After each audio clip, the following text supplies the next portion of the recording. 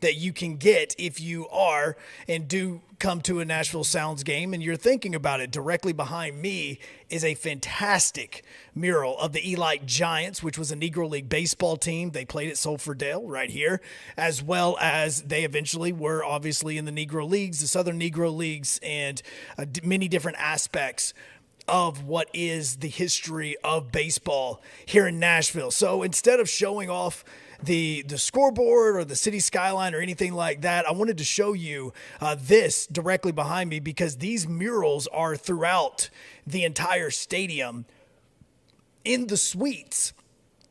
If you do come to a Sounds game and you do want to get yourself a suite. So these are some of the ways that the Sounds are remembering the past and of Nashville and continuing to grow its future, which is a lot of what the Strike Zone is about, is educating everybody on the professional baseball that has happened in this city, what is going on and what is growing. And the Nashville Sounds are absolutely helping with that.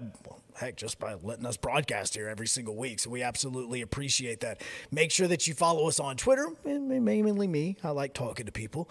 At Joe Hunk is where you can do that on Twitter. Obviously, you can follow 104.5 The Zone at 104.5 The Zone, whether that is Twitch, Twitter, Facebook. Oh, I paused and I had already said Twitch. Let me restart that. YouTube, Facebook, Twitter, and Twitch. You just automatically hear it in your mind whenever somebody says Twitch. You just automatically hear Dawn say Twitch, please. And I'll be honest, I was irresponsible and I did not get the sound set up so that you could actually have a drop for that anytime I were to say Twitch. So that's 100% on me. But yes, the team is in Columbus.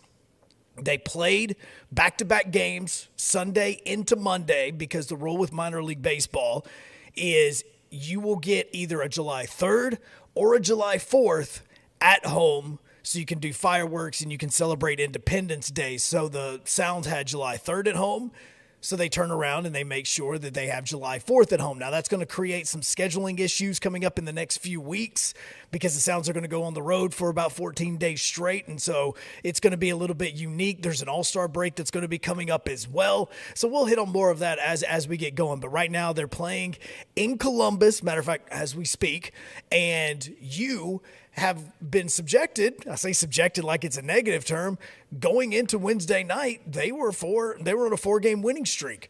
And so they have been playing fantastic baseball right now, and you've been able to see how this team is a little bit more unique from a lot of teams, because over this weekend, during my 4th of July celebrations, we were talking about the teams and about the different talent levels when it comes to AAA baseball, but not just AAA baseball, but the Milwaukee Brewers specifically, because when you look at the talent that is on the team as far as your prospect ratings and who is there and who's not, yes, you have Bryce Terang, who is one of the top 5 prospects for the Brewers, and Ethan Small is one of the top 10 prospects, and Mario Feliciano. Those players, they're doing well. Dylan File is having a tremendous year pitching-wise.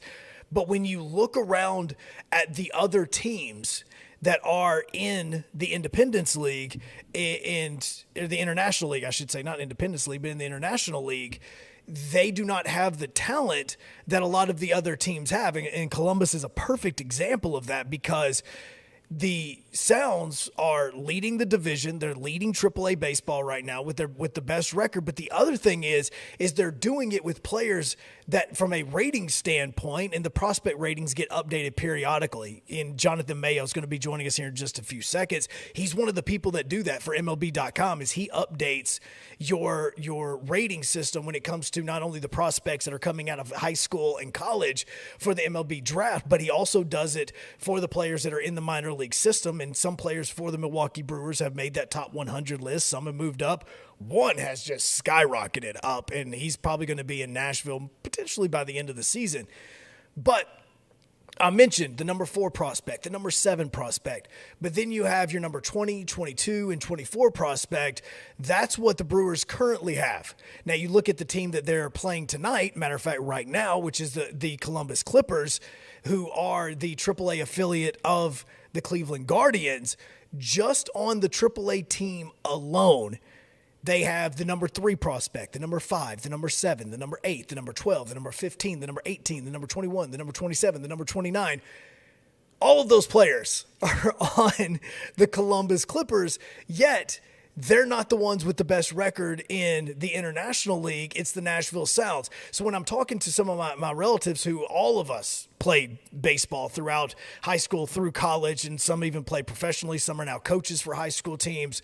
One of the things that got mentioned is the reason why the Sounds team is playing so well is because they actually play well together because of them being a team. So yes, you have John Singleton who's hitting monster bombs out of First Horizon right now, but at the same time, you just have a really good baseball team. And that's what you're seeing. And that's why you do need to come down to First Horizon Park when the team is back in town. And obviously, they're going to be back in town next Tuesday, which is going to be July 12th. That's where you can bring your dogs, okay? If you've never done this before, you can bring your dog. It's $5 for a ticket for them, $25 for a ticket for you. So $30 total. They're going to have water and food and all the snacks and all this other stuff around the ballpark for any animal or any of your dogs or anything like that. But then you turn around to Wednesday, and I specifically say Wednesday because of what is going to be going on. Yes, it is a winning Wednesday. You're going to have the opportunity to win some things all throughout the game, but it's also going to be Dansby Swanson Jersey giveaway night, okay? And so there's a reason I'm bringing this up. I'll tell you about it in just a little bit, but it is Dansby Swanson Jersey giveaway. A little bit harder for me to say. The first 1,000 fans are going to be making sure that you pick up your jerseys right when you come in the door. And then obviously Thursday night, we'll be back, most likely going to be back out in left field, which is all of about 50, 75 feet from where I am at this very second. We're going to be back there for Throwback Thursday. Sounds rocking those 1978 uniforms like they always do that just look absolutely amazing. And that's why you need to come down to First Horizon because of how good this Sounds baseball team is as a whole. Now, coming up here in just a little bit, we're going to be joined by Jonathan Mayo, who I mentioned just a little while ago, MLB.com. He's on MLB Pipeline as well. He covers not only the MLB Draft, but he also covers the minor league system as well. That's why he puts out that top 100 prospect list that I was just mentioning just a few minutes ago. And so we're going to talk to him about what's coming up in just a couple of weeks, and that is the Major League Baseball Draft. And it's a little bit different this year because of the fact that it's going to be pushed back rather than where it normally is, which is during or after the Super Regionals take place, because you have a lot of players that historically have went to Omaha in the College World Series. And they have done so knowing which team they were going to play for the very moment the last out was made in their season, whether it is their second elimination game and they get eliminated, or if it's when they win the national championship. The very moment they win that game and that game is done, these players know exactly where they're going. That wasn't the case this year. So you were able to get all the way through Super Regionals and the College World Series, and now you're even starting to get into Cape Cod baseball, because some of these players that are going to be getting drafted, they're at the moment playing up in Massachusetts in the Cape Cod League. So that's the reason why this is a little bit different, because you have a lot more film study as well as a little bit more the ability to look at the way some of these players perform in the clutch situations like your Super Regionals, like your College World Series, and even in this Cape Cod League, which is the closest that a lot of these players will get to actual Major League Baseball with wooden bats and that sort of stuff, to see how well they perform in this. So it's a little bit different from what you're used to. So we're going to be joined by Jonathan Mayo in just a little bit. Also coming up in just a little while, if you're a Braves fan, I know you love what's happening right now, the run that the Atlanta Braves are on. They're moving closer and closer to first place. In all reality, they could be in first place by the All-Star break. We are just over halfway through the Major League Baseball season. 81 games have been played for majority of the teams in Major League Baseball. Some have already gotten to 82.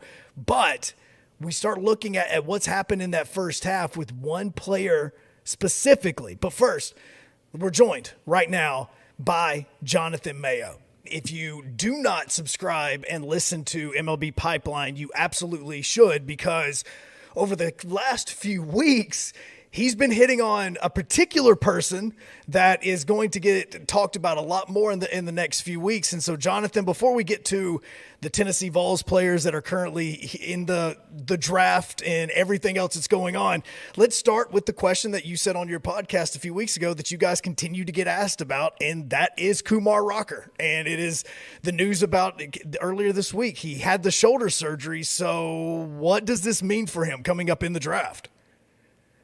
I think it's still to be determined because, yes, clearly they shared some medical information with teams, and it was publicly announced by his representation that he had what they termed a minor shoulder scope.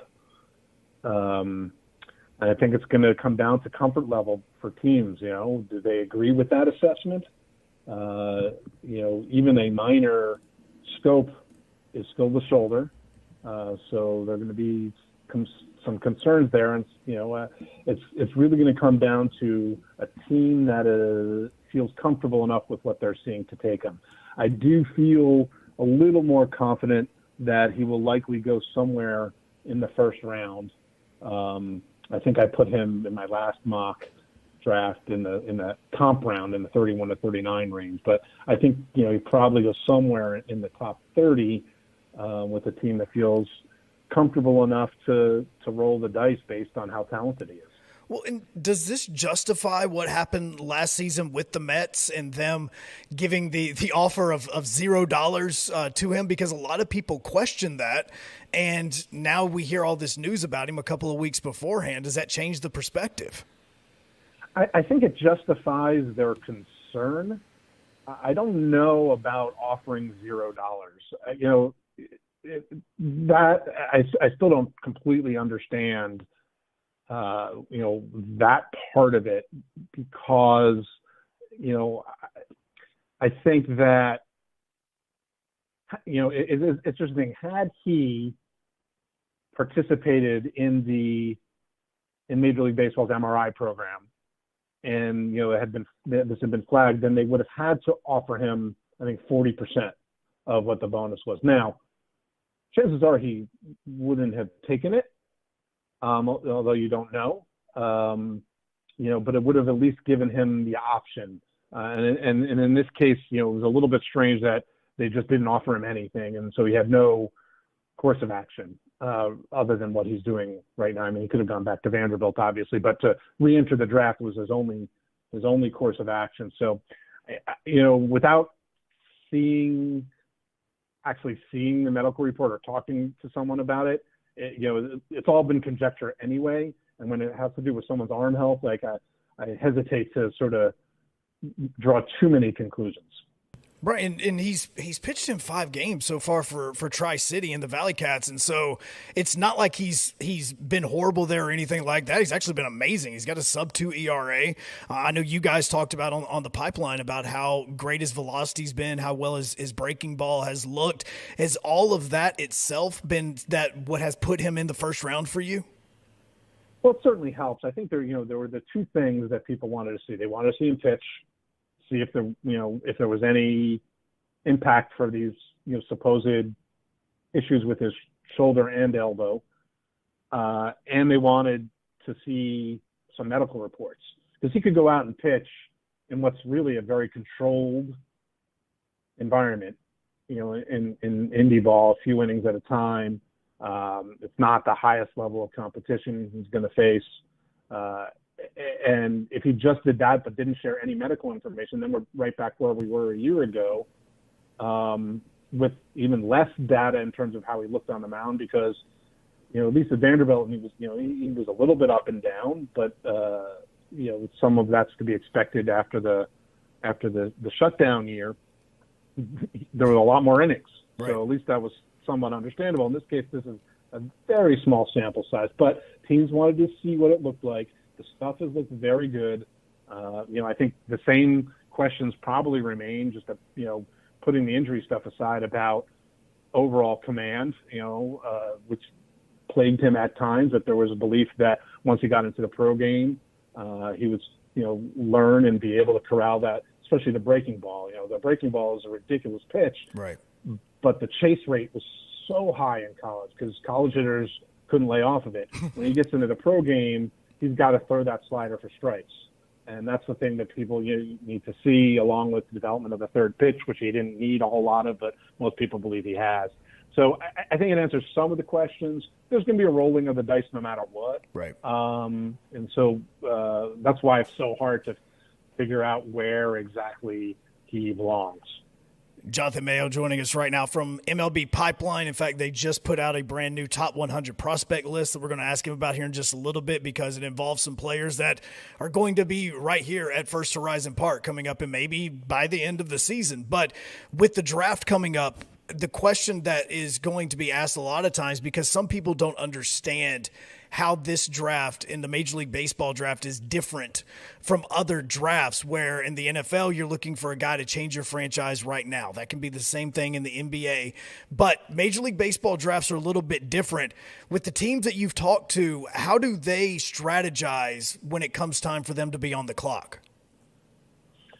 I mean, I think it really depends on where you are. I think by and large, in the first round, you're hoping to take the best player available. Without going too into the weeds about how the draft system works. So there's a bonus pool system, so you have a certain amount of money to use across the first 10 rounds of the draft, and you can use it however you want. So you've seen over the since that was instituted in 2012 that teams will take college seniors in rounds, say 6 through 10, and save money on them to go aggressively after harder to sign talent, say high-end high school pitchers who maybe are first-round talents but don't go in the first round. You'll see teams cut deals in the first round to save money because each pick is assigned a bonus amount. Right. And so if you go above that, it all counts towards your bonus pool. The teams at the very, very top, I believe, should just take the best player, period, because the values are high, especially at number one. Mm-hmm.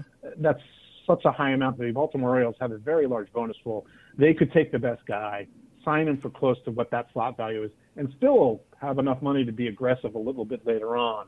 But if there isn't consensus on who you think the number one guy should be, kind of like with the Pirates last year, then maybe you're willing to save a little bit more money, take a guy you really like, which is what the Pirates did with Henry Davis, and they got 3 really high-end high school guys in rounds 2, 3, and 4 or maybe it was a competitive round 2 and 3. But anyway, the point is the same, right? That they were able to do. But overall, if you're picking at the top, I think you're largely taking the best player available, unless it just seems that it's going to be impossible to sign him. Well, and it's unique when you talk about the differences of going higher and lower in the first round, possibly even going into the second round, because one player that has gotten talked about the most around not just the city of Nashville, but the entire state of Tennessee isn't the 3 players that you guys at MLB.com have in the projected first round. It's Ben Joyce, and it is the idea of what is he going to do? What could he do? I know that he's a sophomore, but he's of age. And so there's this conversation of how high would he go? What do major league teams see when they look at Ben Joyce other than the 104-mile-per-hour fastball? Well, he's like, I don't know what he is, and I think that's kind of the same thing. That's sort of the same, the same reaction we've been getting when we talk to teams. There's no track record, right? You got 1 year, right? He's got an injury history. He throws, as you pointed out, 1,000 miles an hour. The stuff works. He throws more strikes than you would think, but he didn't close games. He wasn't trusted by Tennessee in too many high leverage situations. And if he pitched more than an inning, he had to take a week off. Now right. I understand he was coming back, off of injury, and they're sort of treading carefully, but I don't know what you do with him. Could he be a second round pick? Yeah, I think someone could do that, especially if it's he's willing to, sign a deal. Could he go a little higher than that and cut a deal? I guess it's possible. Somebody's going to take him pretty early on, and keep him in the bullpen and try to get him to the big leagues as quickly as possible, because you just don't know if you're kind of racing the clock in terms of with his injury history. You just don't know. He may go on and be perfectly healthy and end up being a really good setup man or closer. You just don't know. But I just think the injury history plus the lack of track record plus how he was used this year makes him just a big, huge question mark to me. Well, and when I look at him, you can go through what you were talking about, his track record through the season, and for majority of the year, he was coming out of the bullpen, but then you had late in the year, he was starting to be used a little bit as a starter. And so the two people that I look at whenever I think of somebody like a Ben Joyce is he wanting to be a Michael Kopech, or is he wanting to be an Aroldis Chapman? Because Kopech, when he was coming up through the minor league systems, could throw 102, 103. But then the control issue came into it, and now whenever you look at him with the White Sox, he's hitting high 90s, 98, 99, touching 100, but he's had to back off the velo a little bit because of the control issue, where Chapman still throws that fast, 103, 104, whenever he could really rear back, but he's using the closer situation. So which one does he want to be? Which one would be better for him going throughout the minor league system and getting into the major leagues? Right. And it's also, by the way, what the team wants him to do. He started one game, by the way. Let's not oversell him being used as a starter. He was used as a multi-inning reliever, but again, he had that one outing, he pitched 4 innings, and then he didn't pitch he couldn't pitch for a week. Mm-hmm. It was a strange situation in terms of figuring out. I don't think anyone who drafts him will develop him as a starter. Just a guess, because of the injury history. Can he learn more about pitching? Sure. I think he can. And that will help him even if he is in the bullpen. The ironic thing about Aroldis Chapman is that, now he's been, not throwing strikes, but there are people who thought he could have been a starter. The Reds tried it for a little while, and he had some ability to throw strikes. So you don't know what they're going to become. But given Joyce's age, he's going to come out. I think you put him in the bullpen and see if he can move quickly through a system. As long as he doesn't need to have pinpoint command. If he throws strikes in the pro game like he has at Tennessee, that's going to work, given how good his stuff can be. In swapping over now to look at another pitcher that is a starter, you guys have him in the first round, and that's Blade Tidwell. And he had an amazing season once he finally came back. He only had about 5 or 6 starts, but a lot of people remember his last start against Notre Dame, because now with the Major League Baseball draft being pushed back this season, you can use the super regionals. And if there is a College World Series for particular players, that you can use that for or against them coming up. How has Blade Tidwell been looked at? Again, another guy that's had some injury issues. Right. And because, not injury, we could do an entire show on college pitchers who got hurt. He at least pitched this year, right? So there's that. On the downside, it was not an elbow thing. In some ways, it's almost better for a pitcher to be an elbow thing and you need Tommy John surgery. There's much more comfort level than something that is a shoulder something, because that's becomes dangerous. The people are afraid. And he was up and down, when he came back. And yes, the last start certainly didn't do him any favors. The previous start was really good, albeit against the, not as powerful team in Alabama State. He hadn't really gotten too stretched out. I think he showed enough, which is why you're going to see him go in the first round. But he's the kind of guy I think we're going to see some of these college arms with the health question marks go a little bit higher than we're anticipating and maybe cut a deal. I don't have any specific information, but if you're a team looking for a college pitcher, and you feel comfortable again assuming that they've seen the medical reports on Tidwell, then maybe you do that. They also might reach behind him talent-wise for a guy who's healthy, right? Well, you know what? I'd rather cut a deal on more of a deal on a guy is ready to go. So that's the biggest wild card in this year's draft, the amount of college arms who have been hurt. And so with the history of the college versus the high school, I know a lot of the top players that you guys have on MLB Pipeline are high school players that are coming out. Are there differences that you're seeing in teams as far as preferences concerned and saying, hey, college we can look at as a year or two of the minor leagues and how they developed versus high school? Or is there any philosophy about that? Is it skill just versus skill? Again, at the top, I think it's skill versus skill, and there isn't any reluctance in taking high school hitters. They're not seen as much of a risk. Now, high school pitching is a whole different thing, and usually what you see, especially high school right-handers, but to an extent, high school lefties also, the high school pitching, even though you might hear their names anywhere up and down the first round, there aren't that many. The best high school pitcher, Dylan Lesko, got hurt. Another Tommy John guy who will end up going just fine. They end up floating down, and then the college players kind of float back up. It will be interesting to see with the dynamic of all these injured college arms whether that changes.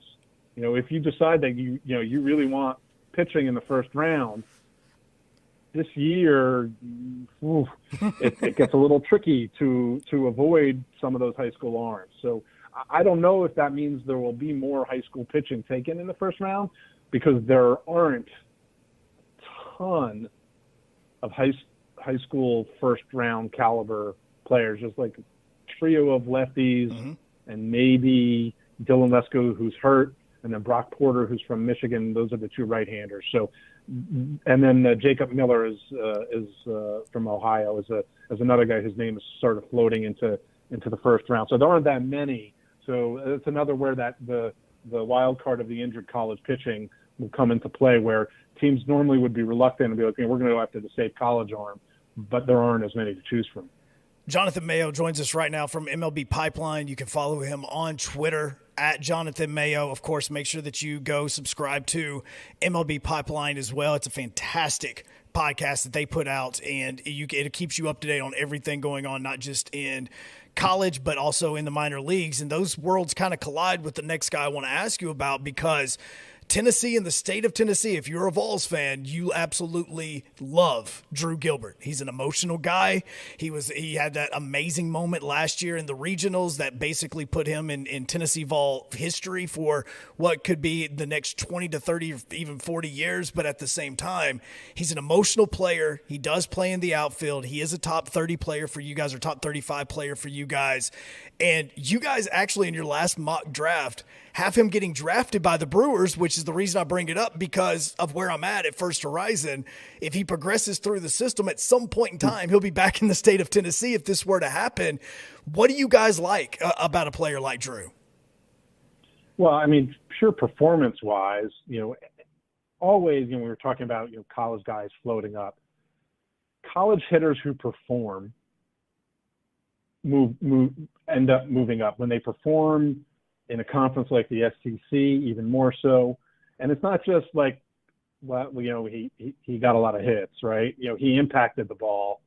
This isn't a guy who was just like slashing singles the other way. There's extra base authority. He can play the outfield well. From a pure numbers standpoint, obviously Tennessee had a terrific year. There are very few questions for me in terms of whether or not that's going to work at the next level. I don't think he did himself any favors with. It's a weird thing, because there are teams that love guys who are super emotional and will play with their hair on fire and would run through a wall. And maybe it'll get chalked up to, well, he's young and he's going to learn. You don't want to have a guy who's going to, say, get himself thrown out of an important game, things of that nature. So I think that comes into play. That's where I think scouts getting to know the kid, interviews that he may have done, to answer some of those questions. Mm-hmm. The team that takes him will feel comfortable enough that is not going to get in the way of his development. Well, and I love that you did bring up the getting thrown out in the important game, because that's where the emotion comes into it. I was also curious about if what he did in Game 3, where he got on first base, tried to make a play, and try to steal second base and get thrown out, if that comes into it as well, as looking back and saying, look, man, the Super Regionals, those were a lot of mental mistakes. We need to kind of know where your head's at. Well, so I honestly, I don't know. You would know better than I. Was he going on his own? Does he have a green light? Did he get a sign? Like, I don't know the answer to any of those questions. Right. But even if he's going on his own, that kind of thing, I think, is, you can check that off and say, exuberance, trying to help his team. Was it the smartest baseball decision? Maybe not, but right. You know what? Drew Gilbert isn't likely to have a green light in the big leagues. Yeah. He's not Enrique Bradfield. If that guy gets to the big leagues, you go ahead, right? But even then, there are times when you tell a guy no. That's something that you will learn, and you won't go if you're told not to, and things of that nature. I think it's the letting your emotions get the better of you, so then suddenly you're not on the field to help your team in an important game. That's something that you have to make sure that's not something that's going to linger in perpetuity. If you a team and you meet with Drew Gilbert after the fact and he said, like, I can't believe I did that. Yeah. Then you feel okay. All right. He understands that was not good. Obviously he understands that that's not good, but more that, all right, that's something I'm going to need to keep in check.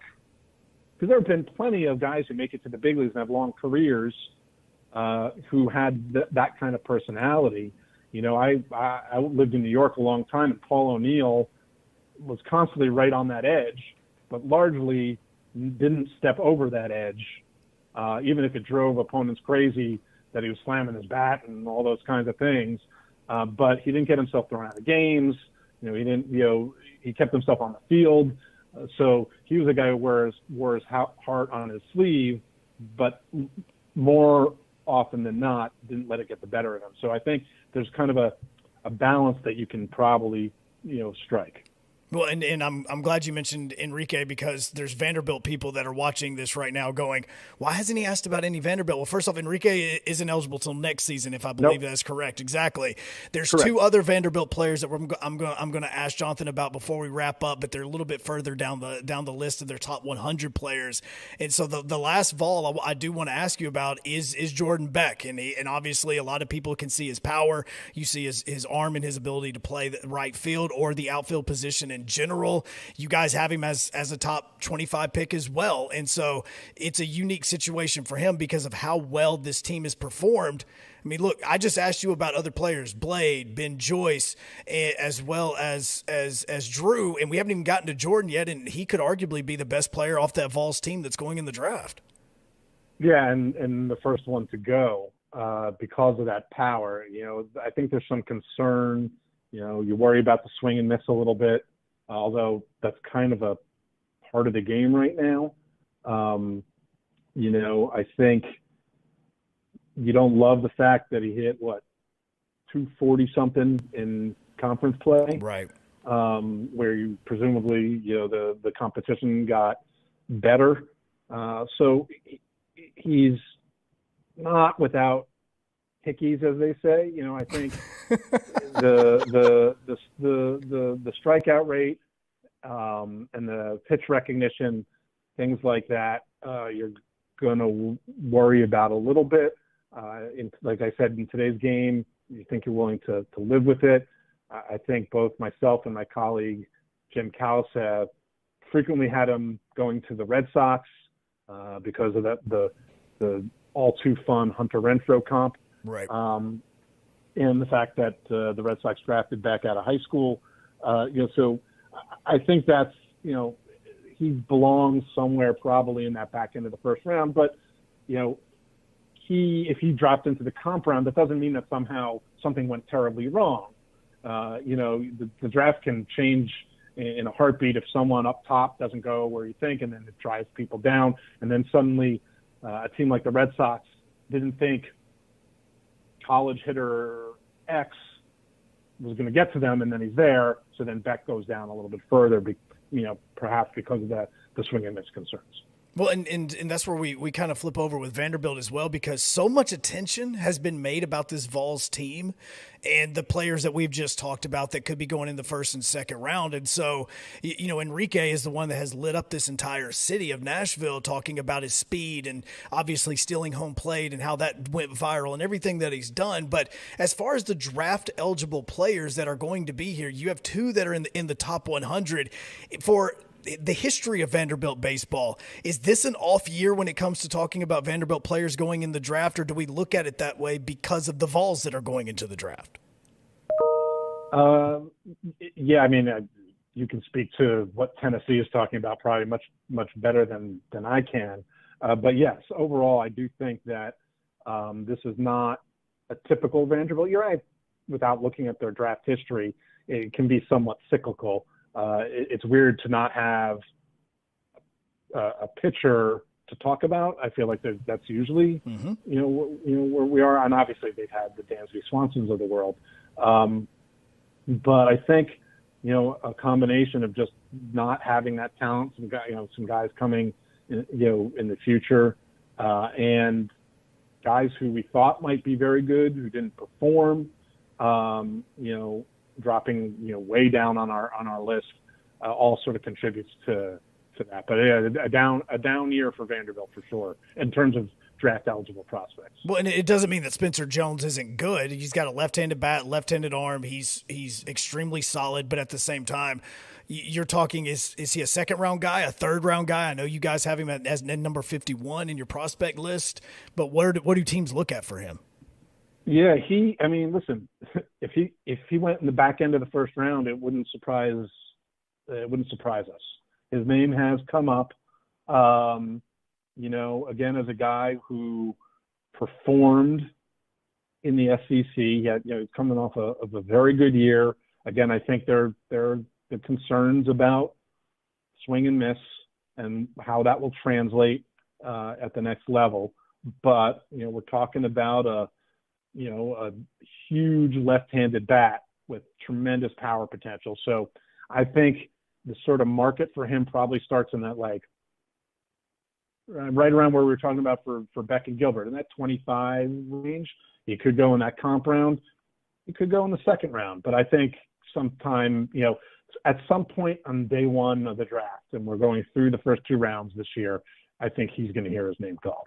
Well, and what about Keegan? And that's the last guy I'll ask you about before we let you go, because you talked about the injured arms when it comes to college pitchers. Keegan's another one that he had to have surgery. He didn't play much in 2020 because of the surgery. He's played first base. He's played catcher. What has he looked at in the major leagues and through his development? Yeah, I think, he's put up some good numbers. Yeah. But I think the injury question mark, if you think that he can catch, then he's much more interesting. I don't have a real good feel for where he's going to go. Yeah. Again, he is a college performer. If he's a first baseman as a right 6-foot first baseman, he's got to really hit. You have to really believe he's going to hit to do that. If you think he can catch, then maybe you take him third round, fourth round, something like that. I'm just completely throwing darts here in terms of when I think, where I think he can go. But the offensive profile, there isn't as much pressure if he's going to catch. So I think a team that takes him that early will send him out and see how it works and see if he can hold up. And then you go from there. And if he has to move, then, you see whether or not he hits enough to profile at a position where you need a guy to hit for for power and be a run producer. Well, Jonathan, before I let you go, last question, because we just sit here and talked about Vanderbilt, and I can hear it in your voice. You're like, this is not a good draft class for them. This is very unusual. Last year they had two guys go like in the top 10 because, with Kumar and Leiter. And so this is a little bit different. But in college sports, a lot of things have changed. The NIL has changed. You have a lot of schools that are doing kind of an arms race, not just with college football, but it has an effect on baseball as well.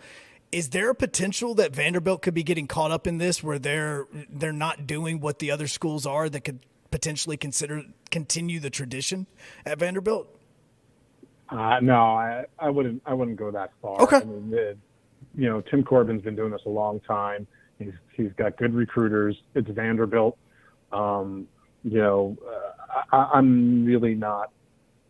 not really too concerned about them not, finding talent that's going to be really good draft talent in the years to come. I know that they have a pretty strong recruiting class. It'll depend on how many of those guys get drafted early enough to get signed away. It's often a tough commitment to get signed away from.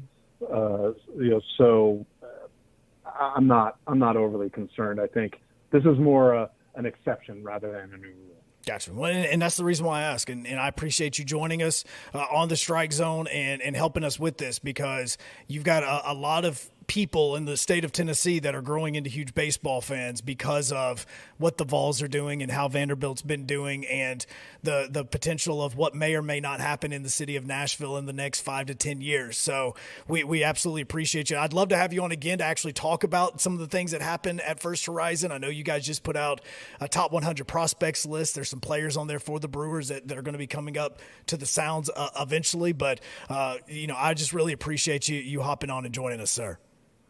My pleasure. Thanks for having me. Thanks. I absolutely love that Jonathan Mayo just brought up Dansby Swanson and the history that he has and the history that Vanderbilt has. And that's the reason why I asked that question, because I know that a lot of people are worried about the direction that's going on with Vanderbilt. Trust me, next year, when Edgar gets into the MLB draft and you start hearing about how amazing he is, you get to see him come back for a junior season, it's going to be a little bit different. This was, and just like Jonathan just said a few seconds ago, he was, and this is an anomaly when it comes to Vanderbilt sports. So that's the reason I asked that final question to him about the growth, NIL, all of that sort of stuff, because that's a fear that some Vanderbilt fans have. And so I wanted to kind of help you out with that. So I appreciate Jonathan joining us here on the Strike Zone to kind of preview that Major League Baseball draft. But he also mentioned somebody specifically, and that person is Dansby Swanson. And if you are a Braves fan, and I know that you are extremely excited about how well Dansby's been playing so far this season, and the fact that he's batting over 300, he already has 14 home runs. And yes, this is a contract year for him. So what does that mean for Dansby? Can you remember how just it was 5 years ago, because it was 2017. You remember Dansby getting demoted at this point in time last year, or that year, back to AAA Gwinnett because he was struggling in the major leagues. People thought that he was a bust, that they can't believe the Braves made that trade for him, that he was never going to amount to what he was. I remember people calling and talking about how this Dansby Swanson is never going to be the shortstop that the Atlanta Braves need to win a world championship. He's not going to help this team get to a world championship. Well, that kind of went out the window last year, which we all know. Dansby, as a matter of fact, got the assist on the very last play of the game when the Braves beat the Astros in Game 6. So it's not so much about that, but now it's going to be about this contract. The Braves were very smart with Ozzie Albies, very smart with Ronald Acuna Jr., making sure that they got them locked up early on.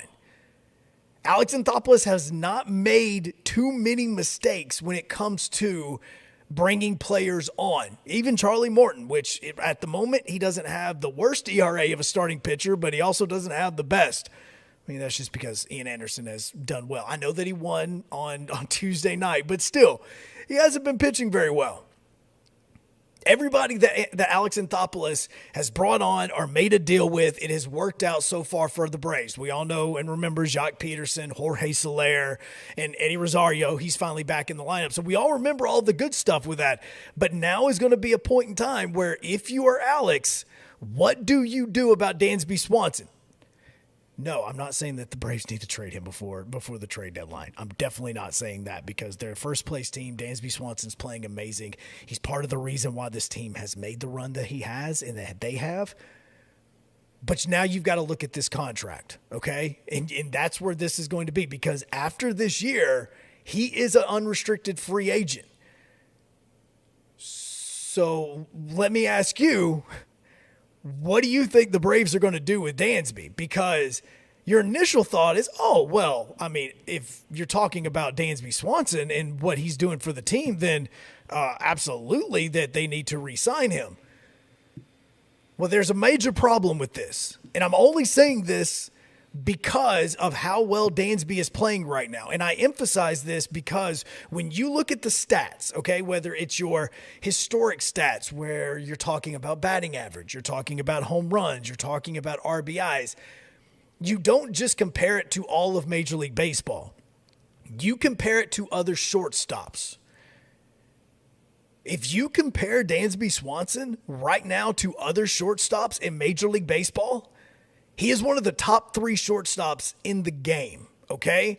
OPS-wise, I start with OPS, which is on-base percentage as well as slugging. So on-base plus slugging. He leads all catchers right now with an 861 OPS. Directly behind him are guys like Xander Bogaerts, Trey Turner, Carlos Correa. I use those names for a reason because of what we're about to talk about in just a second. You also have Dansby's in the top 3 right now, batting average-wise. In front of him, Xander and Trey Turner. You also look at even home runs. Dansby has never really been known for being a huge home run hitter. But even if you look at home runs, Dansby's got 14, which is 3rd in Major League Baseball for shortstops behind Willy Adames and Corey Seager. And then you also look at doubles. He's not really a speed guy, so he's not doing well when it comes to your triples. That is going to be your Trey Turner and guys like that. But as far as doubles are concerned, Trey is in the top 5 there as well, behind Xander Bogaerts, Bo Bichette, Trey Turner, and even Elvis Andrus. Then if you really, and I mean really, want to go deep into what's going on with Dansby Swanson and how well he is playing, you can even go as deep and start going into some StatCast stuff. He's one of the top players in baseball for the shortstop position when it comes to barreling the baseball up, exit velocity, and as well as amounts of time that the barrel leads to a productive play. All of these things, which we're looking at sabermetrics when we're talking about this, all means that Dansby Swanson is one of the top 5. I'll just say 5 shortstops in Major League Baseball. The problem is, at the moment, he's actually being paid like he's the number 9th shortstop in Major League Baseball. I know it's a career year that he's currently having, and anything can happen over the next 80-plus games. But the problem the Braves are going into, unless he does decide to do the hometown discount that we always want to talk about, the players that he is having a better season than, like I just mentioned, Xander Bogaerts. He's making $20 million this year. Trey Turner, the guy that we saw in the NLCS, the guy that just played so well against the Braves when he was with the Nationals, he's making $21 million this year. Corey Seager, who Dansby is better than this season, is making 33. Francisco Lindor of the Mets, 34. Carlos Correa, which Dansby has stats that are better than in him as far as an overall standpoint, $35 million. You see what I'm saying? If Dansby is performing better than these shortstops, then it's almost an argument that you could make that Dansby is going to want to make this type of money. So guess what? That puts him in the same situation as Freddie Freeman was last year, having a career year, looking for a lot of money.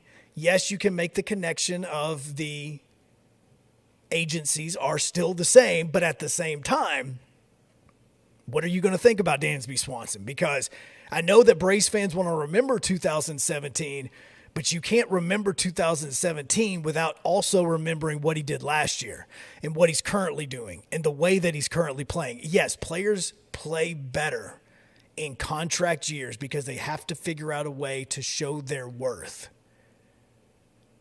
There is a real possibility that Dansby Swanson could get anywhere between $30 and $40 million as a free agent. If you're the Braves, what do you think about doing? Because you were very smart with Albies. You were very smart with Acuna. You still have to you just paid Matt Olson this ungodly amount of money that may or may not have went to Freddie Freeman, depending on what you want to pay attention to and actually believe. So what do you do?